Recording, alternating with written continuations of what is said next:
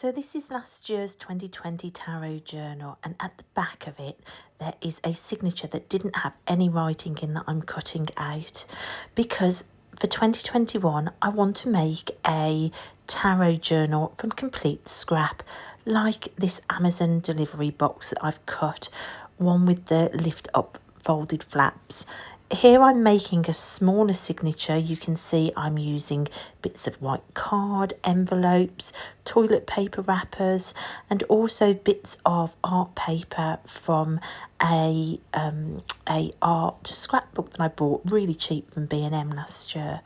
So I've just cut all of those bits of scrap paper to form a smaller signature, and now I'm just sewing it in to just a flap of cardboard from a book depository cardboard envelope. I'm not doing any great lining up of holes. I am literally just shoving a needle through the centre of those pieces of folded paper and out the other side of the cardboard. 3 holes to hold it in place, and then the string is tied in the middle. It's as simple as that. You can make it easier by making all the holes, but it's also just as easy just to sew it and just to make the signature like that. So now I'm joining that smaller signature, which has now become its own little mini book, onto one of the fold out flat bits of that back cardboard piece. So basically it's like I'm joining a little book onto what will become a big book at the back. And I've decided I'm going to put a bit of glue down as well, but to just sew it, just to get some silk embroidery thread and just sew it through. It was trickier than I expected. I was envisaging a really nice, neat cross stitch around the edge. It didn't work out like that. It was really complicated to hold, but I just wanted a bit of stitching texture on there. So I basically just stitched it round, and now that's joined onto the front like its own little mini book. And this next bit is trying to make some sort of buckle fastening at the front. I loved these 2 metal hoops sewn on, and I envisaged them with lace or something tied between them. I hadn't realised that it wouldn't work because as you pulled one side shut, it opened the book the other side. So I tried a few different things with elastics and lace. In the end, I cut all the thread away and just left the metal bit sewn on. I was going to come back to that at a later date.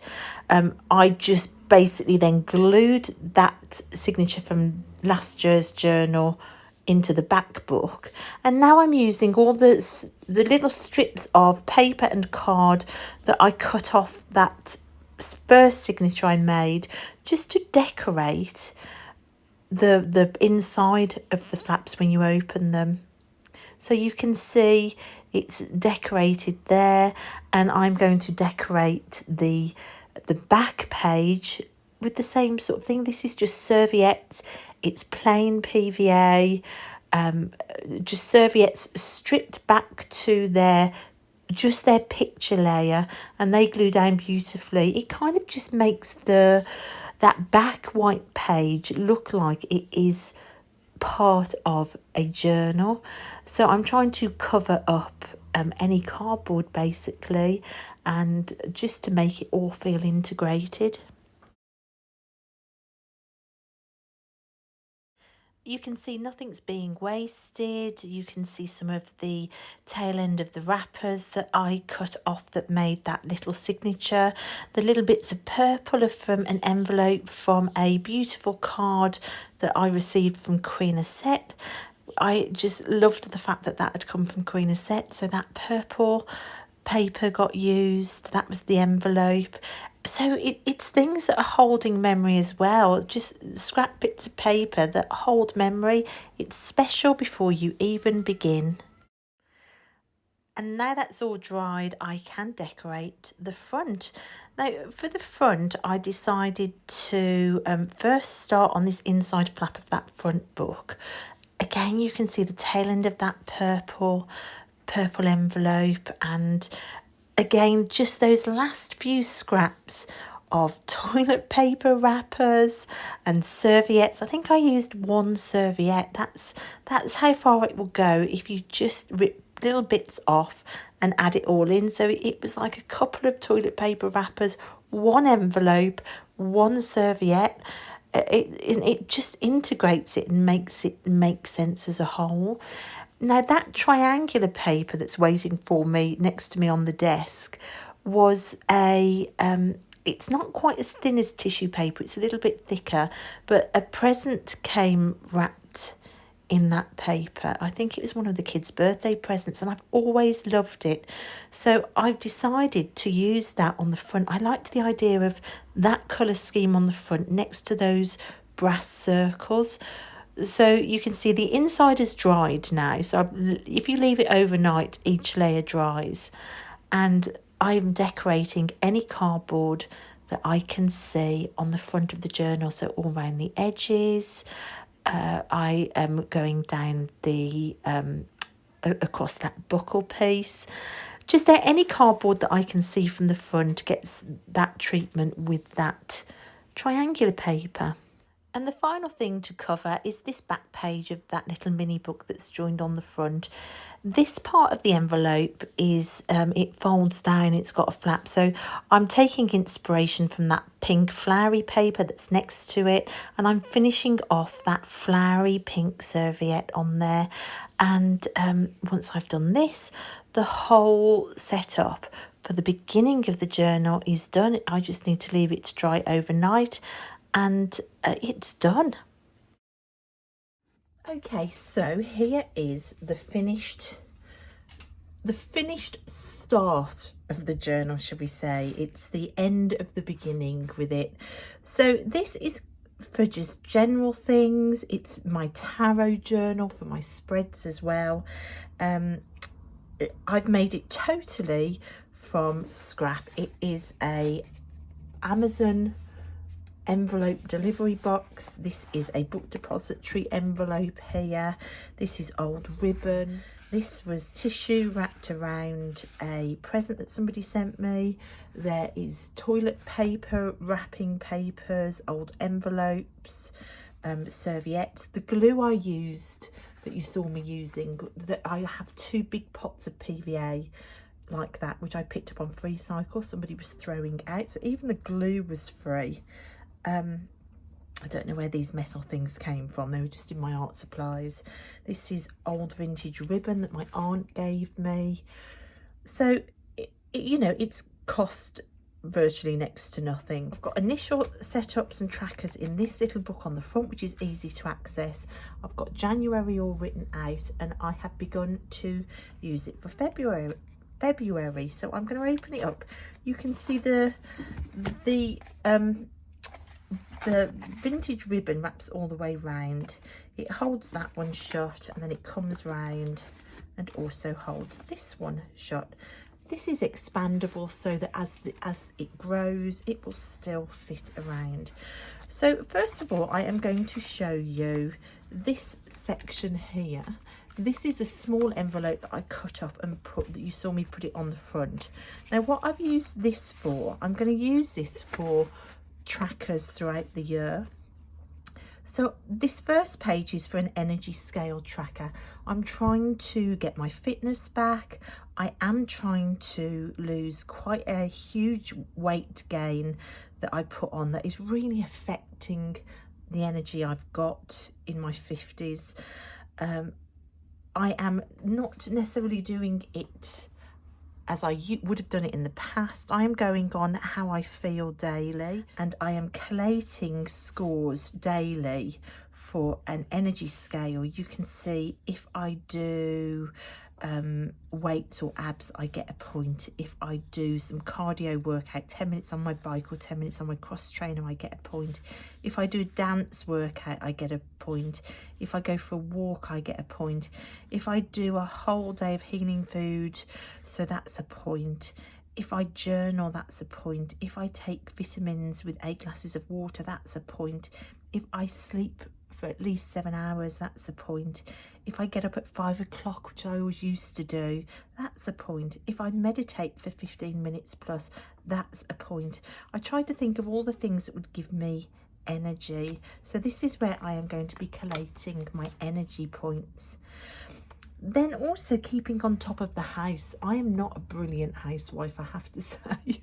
Although I hate that term, housewife. It's only me in the house. I've got 3 kids, 2 unruly dogs. There is a lot of work. The house very quickly gets away from me, and I find it hard to be peaceful and calm and content and happy in a house that is manic. So I have been thinking about the little routines that I can do daily, how to track that, because the key to keeping on top of the house are the daily routines. So I've got a tracker for the whole year. This top line is for a sunrise reset, so things like emptying the dishwasher in the morning, putting a load of laundry on in the morning, just a little routine in the morning, just giving the bathrooms a quick swipe round in the morning, your sunrise reset. I'm going to keep tabs of those. January is empty because I've only just collated this and we're in February now. Then there's a midday sun reset. I'm trying to follow the energies of the moon or the sun for this. So midday reset is just after lunch, tidying up the kitchen, just picking up stuff in the lounge, just rushing around at lunchtime. And then a twilight reset, things I do to get the house organised before bed. So I'm going to start tracking that. This page is for YouTube video ideas. I've got some VR ideas down there. So there's some spaces under here for me to keep a quick jot down of any video ideas I get for YouTube. This is my subs tracker. So I've got a YouTube tracker for each month and an Instagram tracker. And then I've got my books read. My Goodreads total that I'm aiming for is 50 books. Let's see how we go. So I've drawn out some bookshelves. This is my poetry bookshelf. This is my tarot books. These are spiritual books, other types of books, and fiction books. And as I read, I will be filling in the title of the book. And then art studio hours. I've got hours from 5 all the way up to 60 hours. How many hours can I get in the art studio daily? So as I go in, I'm just going to keep a little scrap piece of paper logging of the hours. If it's 5 minutes, I'm going to put 5 minutes down. If it's 10 minutes before I'm needed with the kids, I'm going to put 10 minutes down. I have been very inconsistent in the art studio. Not even 10 minutes a day some days. I'm not going to get any of my goals reached for my art practice if I don't start pushing myself with momentum and focus and time spent in there. It is a craft and an art form after all, and that does take focus and time given. You can see January is empty. All of the Januaries are going to be empty because I'm behind in setting this up. I'm fine with that, but yeah, we're ready to go. Just in case I get over 60 hours, I've also left some space there, which is awesome. Tarot Stalker cards. I have been filling this in. So this is all of the tarot deck laid out, and I'm just keeping a tally of what cards are coming out. The Queen of Wands was my underlying energy in my year ahead spread, and she has been my main stalker card this month. She's come out 5 times, closely followed by the Tower card, which has come out 4 times. So new endings to bring in new energy.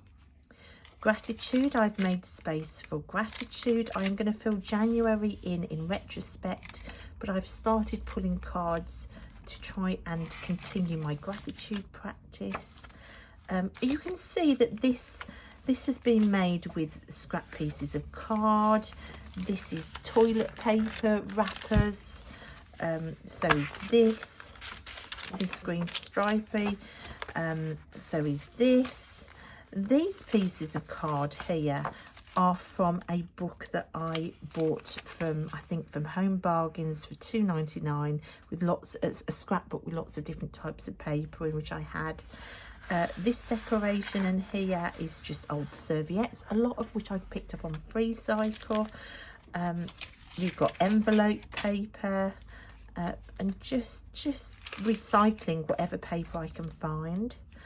So the back of this tracker book on the front opens up into this. Now this is going to be where I track my weight loss, the numbers. I do actually want to weigh myself once a week, because if I don't, I get so body dysmorphic with it. Even if I am losing weight, I don't see it, or I imagine that things are getting worse and I lose heart. So just to keep somewhere where I can keep the numbers, not to get obsessed with it, but for me, actually just sporadic weighing does actually keep me less obsessed. It just lets me go, okay, so that's where I am. I can forget about it now. I have tried getting rid of scales. It makes me worse. So there are only tiny little rips of spare paper off a envelope. It is hidden, so there are no numbers on there. It is hidden. The actual number doesn't really matter. It's just the movement towards the goal that matters. So that's really easy access to all my trackers for the year. And then you open it up to the main part of the book. Now this this signature of papers was off last year's tarot book. At the start of the video you saw me with last year's tarot journal, which was actually a sort of weird kind of sketchbook journal thing that I'd found in a charity shop for £1.99. So that did all of last year's journal, £1.99. But because I stopped journaling in November for whatever reason, in fact I don't think I even did November, the end of the book was still empty. So rather than wasting this entire signature, I ripped it out and glued it onto this. This is just an Amazon delivery envelope, one of those that opens up. So I glued it onto the back. So that's the back sheet glued down and then made to look like it's joined with serviettes and some of the paper. All of these strips of paper that you can see are the offcuts from this book. And it's done January. It's going to do the first part of February as well. And then I made sure that, can you see I've got this flap here? When I've run out of space in this signature, this is the start of a new spine to sew more signatures in at the back. So the journal should expand that way. So if I show you what I've done, so I decorated the sides. This was an envelope from a card that Queen Set sent me with her signature, her writing of my name, which I loved. So that went up there. I've got business cards to just remind me of, you know, who I am, because sometimes you forget that when you're not feeling like you're part of the world. This is the Hanged Man. I'm in a Hanged Man year. That's my card for the year. This was the underlying energy, the Queen of Wands. So I've got those there to show me. This is my overview page. This beautiful sticker was sent to me by Jen. Can you see it? Oh, there you go. Isn't it gorgeous? It says, your work is the love the world needs. So that was sent to me by Jen, which I love. And then I've just got key things on the front to remind me. The Hanged Man. My word of the year is reframe. It's a depth year. Queen of Wands is my underlying energy. Other words that came up for me when I was setting my goals were focus, creativity and momentum. There are tags dangling from them just because I like the swish. You've got to love a bit of swish. But also, if I ever need to write any notes to go with each of these on the title page, I can write them on there. And then when you turn over, you can see what I've started to do for January. So I've got my Wheel of the Year spread there. I did this in November because November is my birthday. So I did this on my birthday, November the 23rd. And I also wanted to do it in November to match the turn of the Wheel of the Year. So so the first card was November the 23rd to December the 23rd. This card then kicks in from December the 23rd to January the 23rd. So we're actually now in this card here, which is January the 23rd to February the 23rd, which is Temperance reversed. And for that, my key words I got from that are healing routines, and it fits amazingly. Transformation, gratitude and healing routines are where I've been so far in this year, and it fits. The Hanged Man is in the middle because that's my card of the year. So you can see I've got the Osho Zen deck interview with Nate, and then working with the Osho Zen in January. I've got some more readings. This was a reading about working with deity. This was just an energy reading for the day, all with the Osho Zen, you can see. And focus of the day, what should my focus of the day be? This was another reading, a simple conversation with the Osho Zen, just to see what it had to say for the day. Chakra Spread. So I found this fantastic Chakra Spread online, which I did. I was getting stalker cards by this point. Osho Zen and the Creativity Oracle. This is when I first started pairing those two and found that it was just amazing. So I've got questions like the focus of the day, the obstacle, the solution, and then the oracle cards that go along. This is an experiment that I've been doing with the Osho Zen to help me with keeping on top of the house. So I've been pulling cards to tell me what job to do in the house along with those routines. This is one where I pulled 7 cards in front, and I have I'm looking at the suits and the elements of the cards to give me ideas. This was using the pictures as ideas. It's been really fun to do, so I'm going to feed back on all of that when I've finished it. These were spreads I did about self-love and my self-love journey this year. This was a spread, the root spread, which Danny on Danny Mystic did a video on, which I loved. I printed this off with her permission from her blog. I'll leave links to her video. Again, this was a self-love reading I did using the Many Queens Tarot and the Witches Oracle, so that's been great. And then finally we're up to a January recap. So this is what all of that told me throughout January.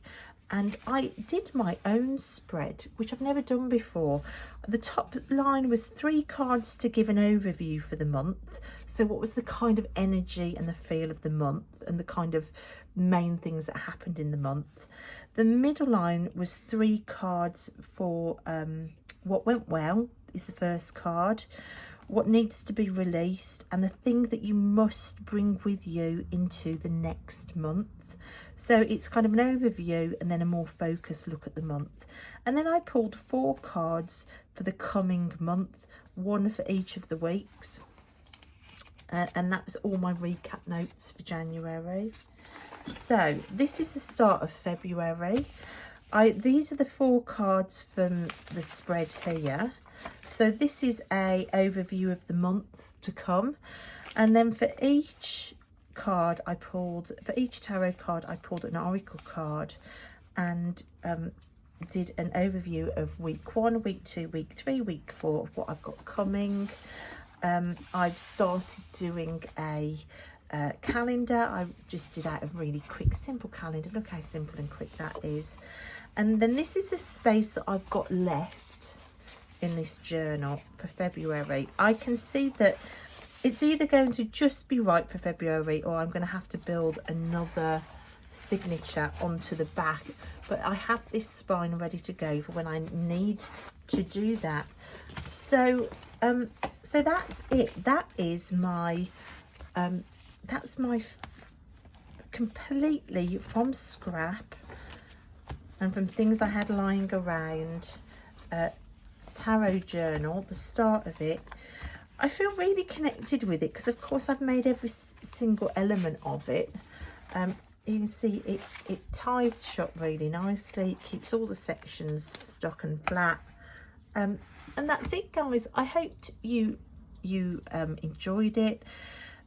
If you haven't got any super fancy journals, I think the lesson here is, if you want to journal, you can journal on basically anything. These are envelopes, toilet paper wrappers and cardboard.